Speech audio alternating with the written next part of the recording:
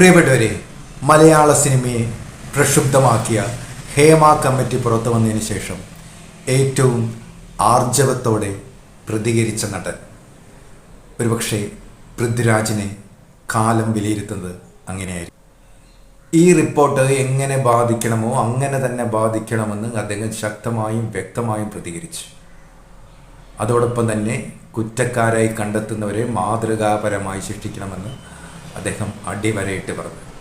പൃഥ്വിരാജിൻ്റെ press meet കണ്ടപ്പോൾ എനിക്ക് പെട്ടെന്ന് ഓർമ്മ വന്നത് പൃഥ്വിരാജിൻ്റെ അച്ഛനെയാണ്.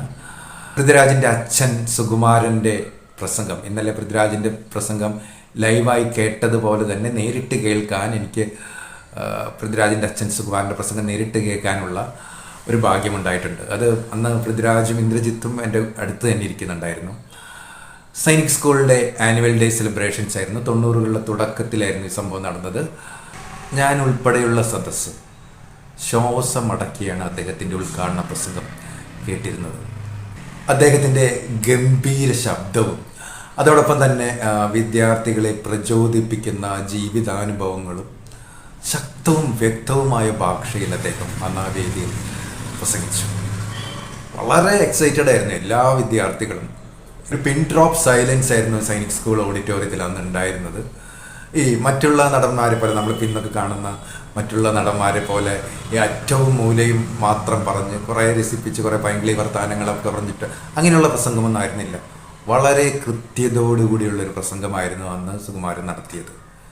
പരന്ന വായനയുടെയും പഠനത്തിൻ്റെയും പിന്നെ സ്വന്തം അനുഭവങ്ങളിലൂടെ കരുത്താർജിച്ചൊരു വ്യക്തിയുടെ വാക്കുകളാണ് അന്ന് ഓഡിറ്റോറിയത്തിൽ മുഴങ്ങിക്കേട്ടത്.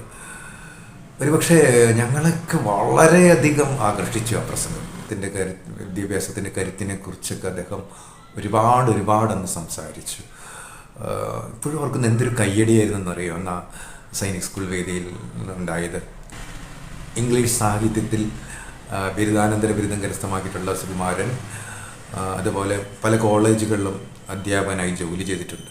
അപ്പോൾ അതിൻ്റെയൊക്കെ ഒരു വാസ്റ്റ് എക്സ്പീരിയൻസ് അദ്ദേഹത്തിൻ്റെ ഈ പ്രസംഗത്തിലുണ്ടായിരുന്നു. പറഞ്ഞാൽ ഞാൻ ഓർക്കുന്നു, കേരളത്തിൽ കാറൽ മാർക്സിനെ വായിച്ചിട്ടുള്ള ഏക സിനിമ നടൻ ഞാനാണെന്നൊക്കെ.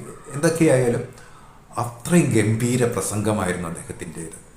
എൻ്റെ ജീവിതകാലത്ത് ഞാൻ കേട്ട ഏറ്റവും നല്ല ഒരു സിനിമാ നടൻ്റെ പ്രസംഗം എന്ന് പറയുന്നത് സുകുമാരൻ്റെ പ്രസംഗമാണ്.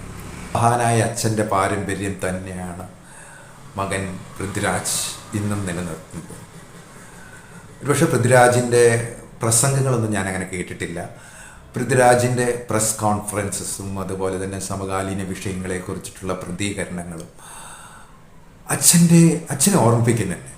കൃത്യമായി പറഞ്ഞാൽ അത്രയും ശക്തവും വ്യക്തവുമാണ്. മറ്റു നടന്മാരെ പോലെ മനസ്സിൽ കണ്ണിങ്നെസ് വയ്ക്കുക ഒരു സത്യസന്ധത എപ്പോഴും അദ്ദേഹത്തിൻ്റെ പ്രസ് കോൺഫറൻസിൽ ഞാൻ എപ്പോഴും കണ്ടിട്ടുണ്ട്.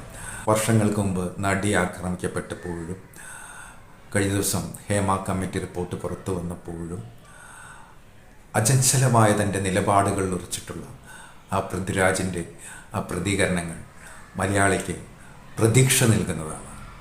ഇതുവരെ പ്രതികരിച്ച സിദ്ദിഖിൻ്റെ പ്രതികരണവും ജോമോളുടെ പ്രതികരണമൊക്കെ നിങ്ങൾ കേട്ടു. അത്രയും വ്യക്തവും ശക്തവുമായി പ്രതികരിച്ച വേറെ ആരുണ്ട്? മുൻനിര നടൻ വേറെ ആരുണ്ട്? ഒരേ ഒരു പൃഥ്വിരാജ് മാത്രം.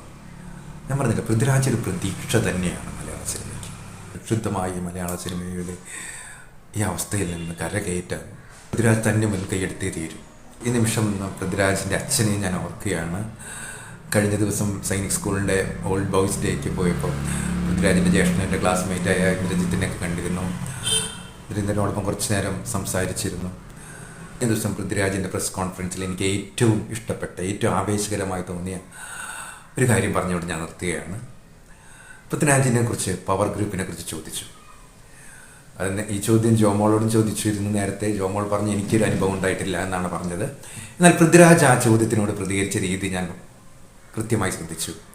പൃഥ്വിരാജ് പറഞ്ഞത്, അങ്ങനെ ഒരു അനുഭവം എനിക്കുണ്ടായിട്ടില്ല, അത് വിചാരിച്ച് എൻ്റെ സഹപ്രവർത്തകർക്ക് അങ്ങനെ ഉണ്ടായിട്ടില്ല എന്നെനിക്ക് പറയാനാവില്ല. അതാണ് കൃത്യമായൊരു മറുപടി.